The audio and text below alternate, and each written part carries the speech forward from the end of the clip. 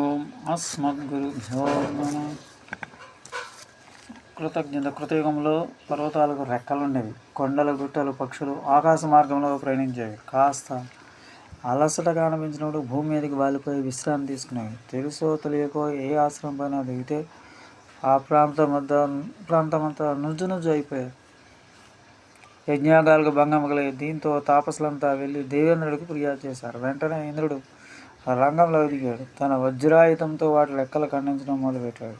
చివరికి మైనాక పర్వతం ముందు వచ్చింది. అంతా అనుకున్నట్లుగానే జరిగితే దాని రెక్కలు తెగిపోయాయి.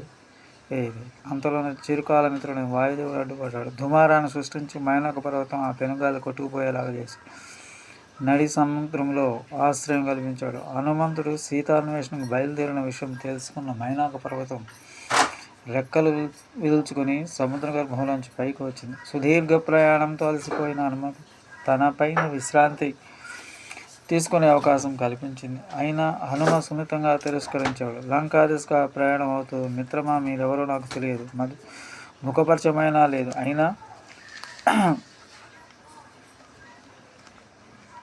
ఎందుకు ఇంత ఆదరణ చూపారని అడిగిన కుతూహలంతో, వాయుపుత్ర, మీ తండ్రి గారు నాకు ఒక గొప్ప ఉపకారం చేశాడు. ఆ సాయం మరవలేదు. ఇప్పటికీ నేను ఇలా ఉన్నానంటే ఆయనే కారణం.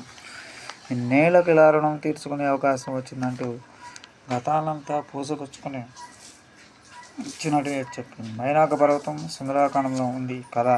కృతజ్ఞే నాస్తి నిష్కృతి. చేసిన సాయాన్ని మరవటం, అందుకున్న ఉపకారాన్ని విస్మరించడం మహాపాపాలు. వాటి నుంచి ముక్తి లేదు. అదే సమయంలో కృతజ్ఞతను మించిన మహావ్రతం లేదు.